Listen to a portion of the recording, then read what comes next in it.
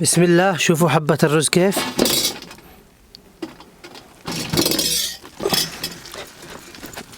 يا سلام يا سلام.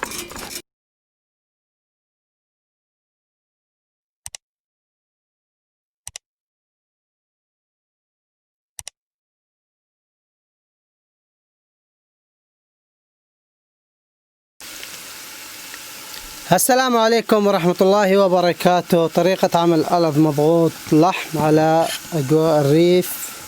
طبعا الطبخ يكون مختلف بالريف من ناحية الأجواء والراحة النفسية، يكون الشعور جدا مختلف. كذلك واحد يطبخ بنفس. هنا عندي بقدر الضغط 3 حبات من البصل، أضيف لهم الفلفل الأخضر بعدما أسوي له فتحات بالسكين علشان ما ينتفخ ويقرح، لأنه لما نضعه كذا ينتفخ ويقرح للوجه ولا قدر الله يتعور واحد. أحركه مع البصل. عندي 5 من فصوص الثوم أضيفهم. طبعا عندي هنا اللحم الغنمي، وما شاء الله على اللحم البلدي، لحم جدا طيب. عندي هنا تقريبا 3 كيلو من اللحم، قطع كبيرة. ونعود إلى البصل والكشنة. عندي حبتين من الطماط بقطعها. الحين أضع الطماطم. بسم الله. أقلب الطماطم مع البصل. ما شاء الله. طبعا بنضيف معجون طماطم. عندي البهارات اللي بنضعها.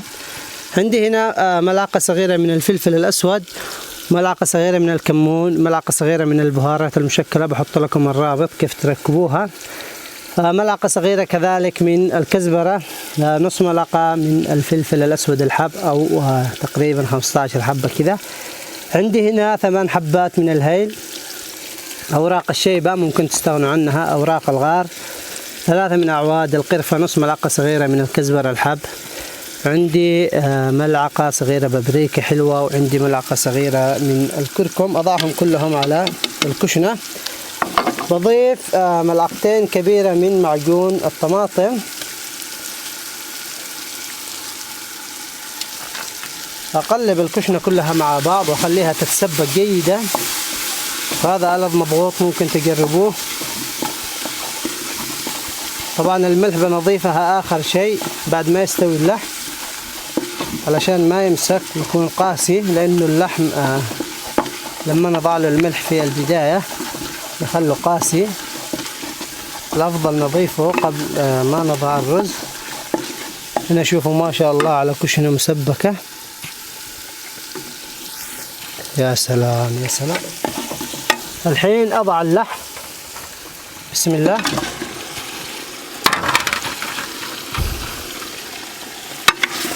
أقلب. ما شاء الله تبارك الله. الحين أغطي القدر كذا وأقلبه كل دقيقتين لمدة 7 دقائق علشان يتسبك.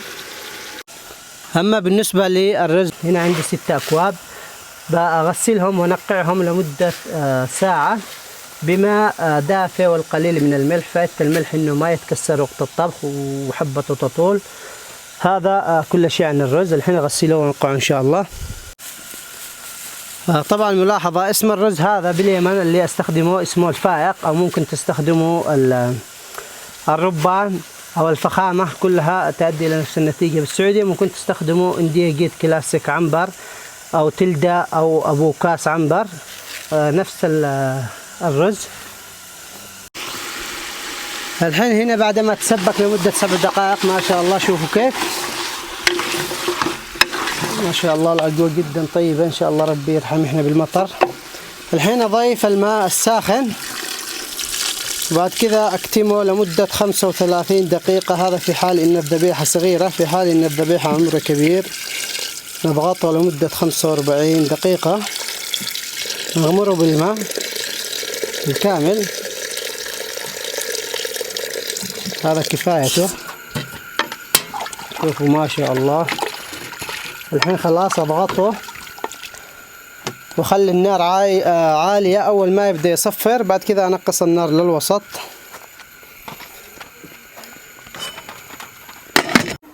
وهذه أجواء الريف ما شاء الله. الجو وكأنه بيمطر.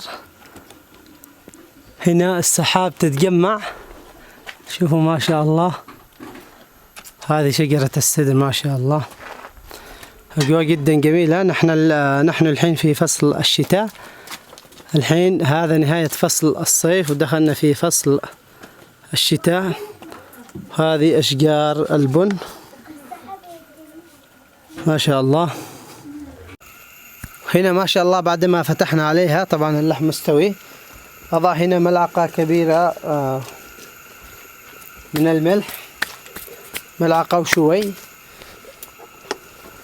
أحرك الملح مع اللحم، اتركه يطبخ علشان الملح يتداخل مع اللحم كذا. تقريبا 3 دقائق بس.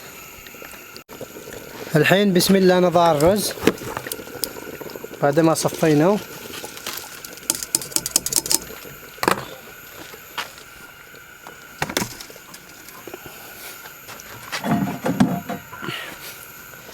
طبعا الرز هذا ما يحتاج تحريك زيادة، بس نكتفي كذا انه ننزل الرز الى اسفل القدر.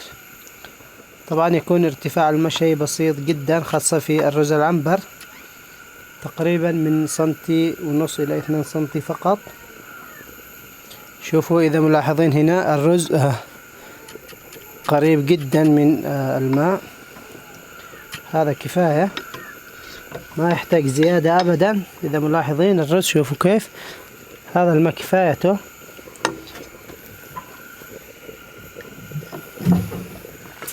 الحين يفضل بالرز العنبر انه نخلي القدر مفتوح حتى نلاحظ ان الرز بدأ ينشف، بعد كذا نكتمه، وهي افضل طريقة. هنا شوفوا ما شاء الله. هنا بعد مرور 5 دقائق الماء نشف، لانه الرز هذا مثل ما قلت لكم ينشف سريع. الحين بعد ما نشف كذا شوي الحين اضغطه. طبعا ناقص الليمون الاسود وهو حلاوة المضغوط، لكن ما توفر عندي، وهذا ما يمنع ان المضغوط لذيذ، وهذا ألذ مضغوط ان شاء الله تجربوه. الحين اكتمه واحسب له من بداية التصفير ربع ساعة فقط ويصير جاهز ان شاء الله. طبعا النار تكون عالية الحين بعد ما كتمته، تكون عالية على الأخير. أول ما يبدأ يطلق التصفير أنقصه على الأخير وأحسب له ربع ساعة. أحسب له ربع ساعة من بعد ما أنقص النار. الحين من الوقت هذا لما يصفر ما هو محسوب الوقت، بس أول ما يبدأ يصفر أحسب له ربع ساعة. طبعا الحين بدأ بالتصفير مثل ما أنتم سامعين الصوت. الحين خلاص أنقص النار على الأخير، النار تكون هادئة. خلاص الحين احسب له ربع ساعة بالراحة ويصير جاهز إن شاء الله مثل الحلاوة. وهنا الحين بعد ما صار جاهز نفتح على بسم الله. وهنا نفتح على بسم الله. يا سلام يا سلام، شوفوا الجمال، شوفوا الإبداع، شوفوا حبة الرز كيف، شوفوا ما شاء الله كيف. شوفوا بالله على مضغوط. شوفوا اللحم كيف ذايب، شوفوا قطعة اللحم ما شاء الله. أجمل من كذا وين فيه. الحين أصبه على صحن التقديم. بسم الله. شوفوا حبة الرز كيف.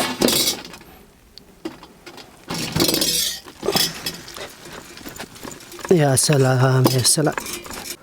وهذه ألذ كبسة مضغوط صارت جاهزة. شوفوا اللحم يا جماعة كيف ذايب. أتمنى تجربوها بهذه الطريقة، لن تندموا أبدا. كبسة ولا أروع، ولحم مستوي وذايب، والرز نثري ما هو متعجن ومستوي.